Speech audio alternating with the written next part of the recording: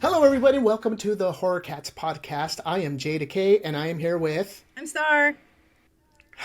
and we are here to do our first official review of a horror movie that a lot of people have been waiting for. It is the fifth installment of the Insidious series, Red Door. We're going to basically talk about the synopsis really quick of the movie. We're going to give our review. This is going to be spoiler free. And then we're going to give you a chance to mosey on out and bookmark us to come back later if you have not seen the movie.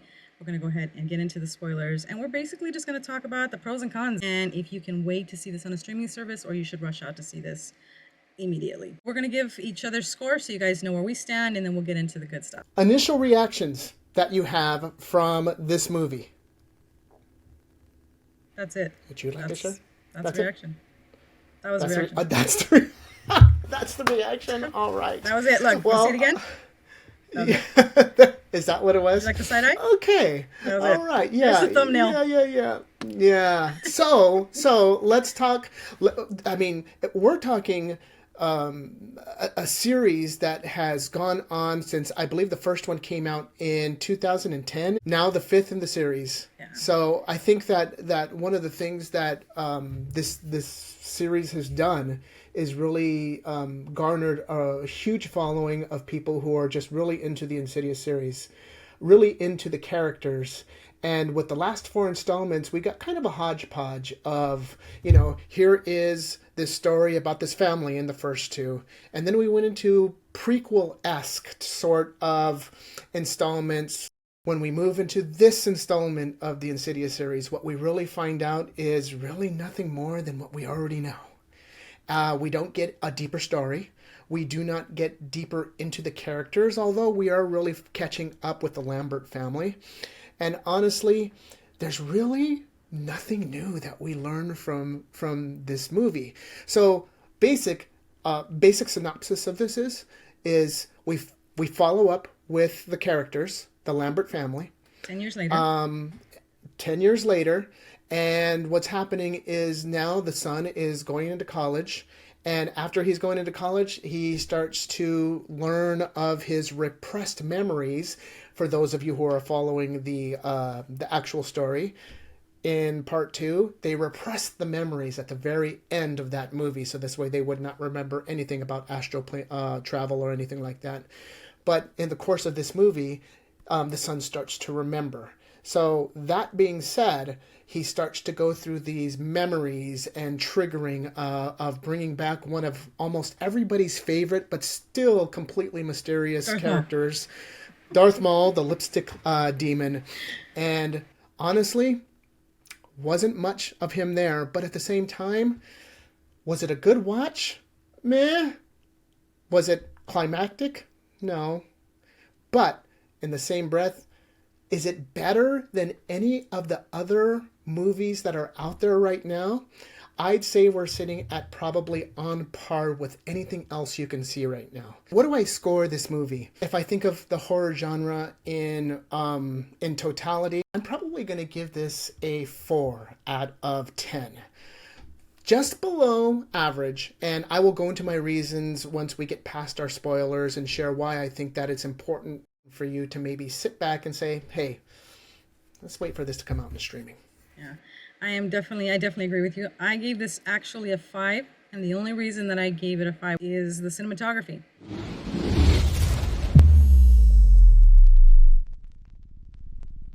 All right, this is going to be our spoiler section, so if you have not seen the movie, you want to stop it here, bookmark it, come back later on, and so then you can participate in this conversation. This story picks up 9 years later. We revisit the Lambert family. We realize that this family has been broken up now since the events of part 2. So in part 2, Josh and Dalton have their memories erased so they can live a regular normal life without all these horrible nightmares.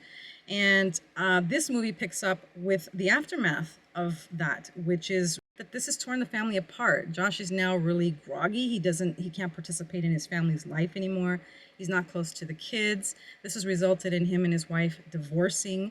Dalton is now an adult, or 16, 17, I guess that's what the age is, and he's going to college. So this is where we pick up on Dalton's story. One of the things that really starts off the movie on kind of a somber note is Josh's mom has passed away. They're at the funeral, and that's where we kind of learn that both Dalton and Josh don't really have a great relationship. And you can really tell that they're trying to pour into the very beginning, this first act of the movie, that look, hey, things are broken. Things had not turned out probably the way that they wanted it to be, especially with Josh's mom passing away, and he's really trying to develop this relationship with his son again. One of the things that I think that immediately struck me is, number one, I did notice, and I thought it was great, that the two young men in the movie are actually the same actors that were in Insidious 1 and Insidious 2. How great is that? How often do you see that actually happen? So, investment opportunity number one, knock that off, because they're not recast. They're the same characters, which is absolutely great, right? I love that when you're looking at Dalton in his moments of when he's in fear, you can see his little face when he was a kid. And that, Yeah. I think, is the tie-in is, this is what I wanted to see, is the relationship. If you're invested in the Lamberts, this is the kind of thing that you wanted to see. I'm just going to be honest with you. The first couple of minutes of really experiencing Dalton, I said, oh no, we're going to go down this trope of like he's the tough to get along with. He's the typical type of teenager or grown up that is just mad at life, angsty, doesn't want to have anything to do with his parents. And it kind of got to me too, because I was like thinking, man, almost immediately, I don't like this character. I don't know why. I don't like him. Or maybe I just don't like the fact that they wrote him so hard so early, right? Especially knowing that, hey, look, dude, you had a year of your life kind of wiped away where you had some really major stuff going on. But then after a while, after we start to see a little bit of his time in the actual college, we start to see, okay, I can warm up to him now, especially when his roommate, I guess you would call him, or his college dorm mate, comes in. I loved her. I thought she was perfect. She was comedy relief, but I don't think she belonged in this movie. And it's not her. I don't think that the character belonged in the movie. But I know he's got to have a buddy to go through these adventures, and this is the person they pick. Her name is Chris. She gets accidentally placed into a dorm with him, and then they leave her there. Like I'm like, okay, she goes to get removed, but then they can't do it that night. So just go back and sleep in the same room. And I'm like, that's not gonna happen. And she was a perfect character. It was just the wrong movie for her. And I'm gonna be honest, the minute they lost me was the frat party. Yeah, I'll tell you, one of the things that it reminds me of is this. If you go back at some point into the late 90s, really early 2000s, and you go back to any of the popular horror series, there's always this scene where they go to a rave. They go to a rave, they go to a Halloween party, and it was like, just like you, I was almost immediately taken out of it, because I'm like, we've seen this before, this is old, let's please not go down this trope. The only thing that sort of saved it for me is how it progresses.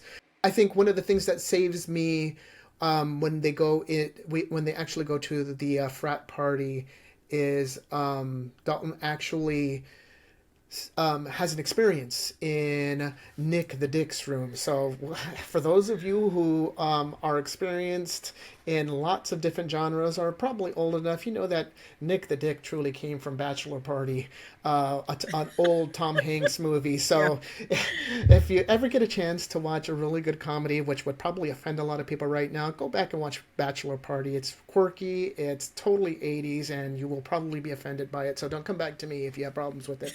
I was totally turned off. The whole thing. Really? And then the way he was rude to her. It was like, really, dude, like, we don't need all this garbage. And you're right. It was just the wrong movie for her. It was the wrong movie. She brought all of her energy, though. I mean, she was great. If it was another movie, she would have been great in it. But it just felt like this character there was no purpose in there, other than to have a reason to go to that frat party, because he never would have gone by himself. It was something that Josh wanted him to do, so he was definitely not going to do it. He did not want to give Josh the benefit of I talked you into going to this party, and it was her that makes him wind up going to this party. So it That's just, right. I know we needed it for that purpose. But then even the whole frat party thing, he sees the dead person that was there before.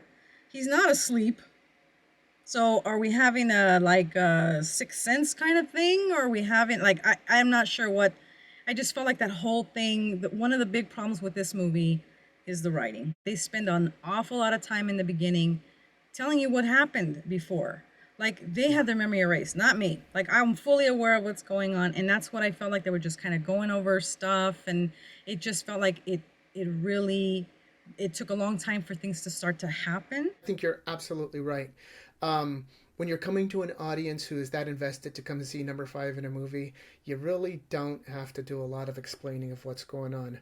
I think I will give the writers a little bit of leeway in that, it is 9 years later. They have changed a bit.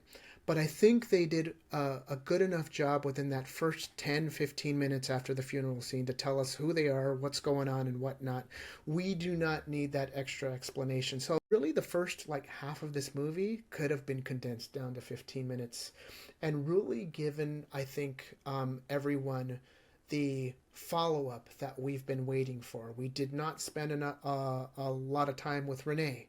We did not spend a lot of time with the younger brother.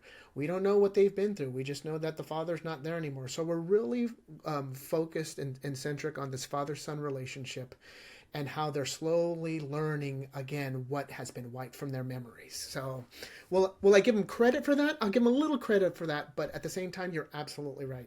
I didn't need it explained to me, and I'll bet you anything. I'll bet you anything. There had to have been, I'm going to say, at least 60% of this audience that are going to go see number five who probably binged watched the first four again before they went to go see this movie. So it's kind of like, Yeah. The whole purpose, I think, of reviewing something I already know. revisiting, yeah, the whole purpose of revisiting this film was because you were invested in the first, really the first two films, because this film is the sequel to the second part. It's not has anything really to do with four or five. So if you're invested in this family, this is the movie that you're going to come see because you want to find out what happens 10 years later. I don't want to spend the Yeah. first 30 minutes, 40 minutes, maybe even 45 minutes rehashing all these things. It doesn't really go into that. This film definitely, because I've heard some people say, oh, Rose Byrne wasn't in it very much and what was going on. And the reason is because this story really is a father-son story. What I'm a little confused about is father, son, who exactly is the lipstick demon coming after? Who exactly is the further trying to get to? Now, I make no bones about the fact that this movie in I mean it's Poltergeist. This movie is Poltergeist. It's the same setup, it's the same everything. So in Poltergeist, we know that there was a purpose for Carol Ann. That's why they were coming to her. So in this movie, I'm wondering, was Dalton the reason they were coming? Because he had the ability. Was Josh the reason they were coming? And then you get Josh's father. You get the history of Josh's father. You find out he was in a mental institution. He was astro projecting as well. He had gone into the further.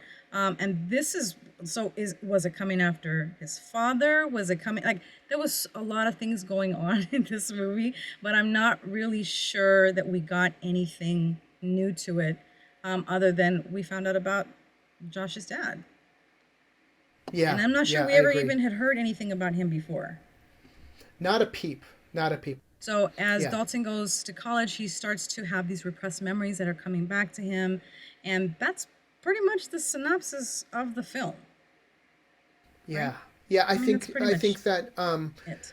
that they do a really good job of making sure to remind us that their memories have been repressed, and it's only through one of his art teachers that he actually kind of slips back into starting to remember some of the things that have happened that actually opens up, I guess, this red door again and allows him to start seeing these things and experiencing the further again without him not really knowing what it is. Well, it's So, her in technique too. Also, that she does this countdown. She's trying to get them to go deeper into their subconscious to create this art, and she's doing this that's right. countdown, which I'm like, wow, it's that easy. What if he was at the eye doctor?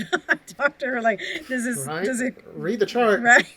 And all of a sudden, you're Yeah. counting backwards, and you're right back into that place. So I'm not really sure what triggered this, but at the same time, time, Josh is also being triggered with all these memories. He goes to get this MRI, and I was watching the MRI, I kept thinking of you and me because we both had these That's things. right.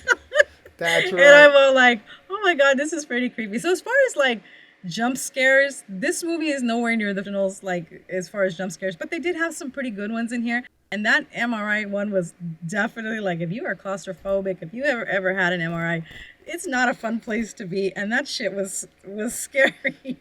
To know that he gets stuck inside of there with the lights out, and we already know how tight that is, can be kind of a nightmare, right? So Yeah. anybody who has that experience is definitely going to say, "Oh my God!" Probably one of the biggest things that I worry about when I go have that done. Yeah, but that was, I mean, like I said, there were a couple of good ones in there. If it's the first time that you've seen this movie or this franchise, you might be like, oh yeah, that's cool. But I go back to the first ones and watch those because those really were really good. Like you're really scared. I mean, it's got one of the best jump scares in movie history. And well, there's other ones, but this is one of the really Yeah. good ones. And so it did have a couple of really good ones in there. But other than that, Let's talk about what a couple of the pros are for this movie. Number one, I think that, as you said earlier, I thought the cinematography was great. It wasn't one of those really dark and dingy type of looks that you typically see with horror movies where it's mostly grayed out and really subdued colors. So, wasn't bad. So, were they going in the right place? I think they were going in the right place. I just feel that, in a way, it told us a little bit about them, but that's really not much more that I can say that are pros for this movie and why I think you should go and see this and experience it at the theater. Now let's be mindful of this. I think anytime there's a horror movie, especially a well-established franchise, the best thing you could ever do is go and experience it at the cinema, right? yeah. Seeing it with the actual the Dolby sound or the high quality sound on the big screen. And one of the things that we like in the horror community is just sharing that experience, especially with strangers around us. Watching how they react, watching how I react to it. I'll tell you that there wasn't a lot of reaction when we were watching this movie. So we agreed not to completely trash a movie because every movie has its merit. And we don't really know if Scott Teems had some pressure from the studio. We don't know if this is the real script that he meant to write. I mean, he's written Halloween Kills, and he's also the writer of the upcoming Exorcist movie, which now I'm kind of like, I don't even know Yeah, how to feel about I don't that. know. So we Yeah. don't really know.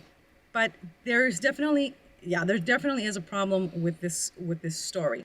So as far as the cinematography is concerned, I think with Patrick Wilson being the director on this one, he's already very familiar with the franchise. So the cinematography felt just like you just left off part two and into part three. Same thing with the soundtrack, the sound design, everything in here brings you right back into that world. It brings you right back into the place where you were scared. Acting is wonderful in this. They're great actors. They love this franchise, so they bring 100% when they're there. Kind of bummed we didn't see Barbara Hershey in this. That she gets killed off in the beginning. I love her from The Entity. I Yeah, love and her I think acting you got so a great great. you got a great point there because go back into the history of what we saw in number one and number two. Anytime a character passes, we generally see them in the further, a little bit Yeah, later on, especially when Elise passes, and then when her friend passes, we see him too. and the But father too. yeah, so here's the thing. Like we do see the father in this one, right? What we don't see the mother. I think that is that a miss? No, is that setting up for something in the future? Who knows? But I just think it's that little inconsistency that just makes it weird. It's like, well, what happened? Like, Yeah. why are we not seeing her? So one of the cons was when I guess it's inevitable. This story is really repeating itself from the first part. The lipstick demon catches Dalton again. It's almost the same scene. You see him in the shackles. In the further, he's still there, and then they go back to like cut a scene when he was little. This is the same stinking scene. I don't understand what they were thinking. Totally. I really think what I would have loved, again, I reference to Poltergeist, but like, so there's a purpose or a reason that they need Dalton, and maybe he becomes the demon. He becomes the next whatever in the further, and then Josh has to go out there to find him. Maybe he can sacrifice himself because we get the Hodor scene. He's outside the door holding on to the Yeah. door, Yeah. and so I think, there maybe if he had sacrificed himself and we just end the franchise there, maybe that would have been okay. But then we would have got a little bit more of the lore of what the further really is. And we don't get Right. that. If you're going to do another movie, we want to see that. That's only the only thing left to explore is the lore of the further. Who are they? Why are they? Why do they keep picking on this particular family? Because during this movie we find out that his father also had this ability. His father was also I think it's pretty evident that he came into contact with the lipstick demon himself. He knew who this person was. So were they after his father? Are they after Josh? Were they after Dalton? All three of them. This is a generational thing. So this is a father and son story all the way back from when, like, we find out about the father. We don't even know who this person is. All these movies we don't. I hate this is when you're watching a movie and all of a sudden a character pops up that is integral, but we don't talk about him because, well, obviously he was in the mental institution, but he's important to this story, and we don't find out about him until this one. So I was kind of bummed out about that. I thought they had a really great opportunity to expand the lore, to really talk about that, and then you can go on with the franchise after that. It just kind of felt like if they had left it at the end, it was very Right. abrupt too. If they had left it this way, we would have been all great. And then we Yeah. get the post credit. What I don't even know if it's a Chris- post credit, but then we get the post credit scene, and you're like, Yeah. really? What the hell Here we was go all this again. movie Yeah. for? Then? Yeah. This seemed like more of a middle act than a final type of putting a seal on it. Now, here's the thing: if it is a middle act, great. Just give us more to whet our appetite for potentially something more. That post credit, I wouldn't even call it a scene, just a shot, really just made me think, okay, well, here we go again. But there's nothing that makes me want to go and see something more because I learned nothing more than what I already knew in the first two films. Yeah, I mean, So and then that's why I gave it a 4. yeah. So Dalton like paints the door black, which I don't even know if he knows he can do that or why he's doing that or what the purpose is. Josh is holding up the door, so, and then the demon's trying to come through. So you're like, okay, he covers the door turns black. So we already know the title of the next movie. What is the purpose? Like, what's the purpose of doing this? And then you're like, oh, Yeah. great, it all wraps up. It's the same. It's the same freaking movie. The only reason I really gave it a 5 is because I thought the cinematography saved it. I thought the sound design saved it. If this, and especially being PG-13, to me, these movies are movies for like first time people watching stuff Yeah. like that. Something that they can get into the franchise. It's not like overly crazy. It's like a black phone. It's something that like, oh, there's enough suspense in it, but it's not super gory or anything. So for that reason, I gave it a 5 because if you've never done that and you go to the movies and you experience that, you might have a fun time. So if you're new to film, you're new to horror, I would recommend going to the movies. If you're a lover of this franchise, this one can wait until it gets to streaming because you're going to be disappointed. Yeah. So that's why I wound up giving it a 5. I just kind of thought that we just didn't get. I was looking forward to this too because I really do love Insidious. I think it's a great franchise. Yeah. I just didn't get what I was hoping to get from that, and I don't know whose fault that is. It's like I said, we don't know if the studio interfered with the writer. We don't know that, but the story was just it was just not there. This was not something that I was probably expecting. What are they trying to tell us? What are the writers trying to tell us? What is the studio trying to tell us? Just to lower our expectations? Because that's not going to work. Yeah, and we talked about the term, cash grab. So you have like almost a built-in audience. The bottom line, that's what it was. If this movie had given us a little bit of more of the lore, then you could have just when that light came on, it would have been like, okay, what else are we gonna get? But I It's just not got over yet. yeah, but Yeah. it just made me mad. I really do love horror, and I love any horror movie that's gonna come along. We're probably going to go watch it anyway because we just like the Yeah. experience. We like being scared in the theater. But things are so expensive now, and so you really have to take your time. You have to discern where you're going to spend your money, what movie Exactly. you're gonna go and invest the time. Like we did. I went to go see it by myself. The time away from things that you probably need to do because you have this love of this genre, but at the same time, if you're Exactly. not going to get something that is new, exciting, and or even that is going to add a layer that you didn't know of or you didn't think of with this movie, then yeah, definitely wait for the streaming services for this to come out, because it's probably not going to fulfill you. But if you just have a need to kind of find out where this family is right now, which, I'm kind of more interested in what's going on with the demon and what's going on in the further. What more can I learn about them? Because that's just who we are. So, yeah. And when they put this trailer out and they showed that in there, everybody that's what we were going to see. We're all connected to that evil demon. Like, we wanted to know more about him. We wanted to get more information. And the fact that we just got literally, I mean, come on, I think the trailer is exactly what you're going to get of him. He's not even in the movie like 5 minutes. And when he is, it's like, it's super like, there's a jump scare in there, which is similar to the jump scare of the first Insidious. I wanted to know more about him. I want to know more about him than Dalton. Like, good Dalton, go to college and study art because you were drawing all them little pictures when you was a kitty. And that's fine. Like, I get that. It makes sense. But then, I mean, they could have put him in a million different situations, I think. I don't think the college one was maybe the right move. I think the Lipstick Demon is probably the biggest tease in any franchise that we've ever gotten, because really, you sum up the amount of time you see him in any one of these installments, and it literally is anywhere from 5 to maybe 8 minutes. You don't get a lot of it. Is he a rich character? I don't know, but people are drawn to it. Why? He's like Boba because Fett. of the way he looks. Right. He's just somebody you see for a couple of minutes, and all of a sudden, you got people hooked. Especially if you think about the ending of the third movie, where we get that surprise jump scare, and you think, "Oh man, his face pops out. We're going to see him in the next movie." Did we get him? No. Did we get him in this one? No, not really. And by the way, for those of you who don't know, the person who plays the Lipstick Demon also does the music for the actual franchise. So I think maybe he's pulling double duty. Maybe he can't do both, or maybe he's just too busy doing the music and he doesn't want this. I don't know. But I'll tell you this: that Lipstick Demon holding so much of like what the franchise is, and we want to know more. We probably want a little bit more, know more of the further. If you don't have that, then what really do you have except thinking that this could have probably been the second episode on a streaming service to tell you a little bit about what's going on with the family, and probably not a true Insidious kind of follow-up. That's just kind of final thought. That being said, without butchering it too much, what do you think? Have you seen the movie? What are your thoughts? Do you agree? Do you disagree? Do you think there's anything that we missed in bringing up important points of the movie?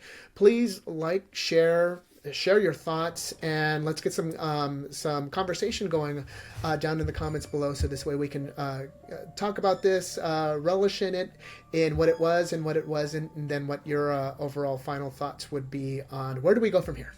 We are the HorrorKats. Join us on future episodes. Thank you for giving us your time. Until next time, shiver, scream, repeat. Bye.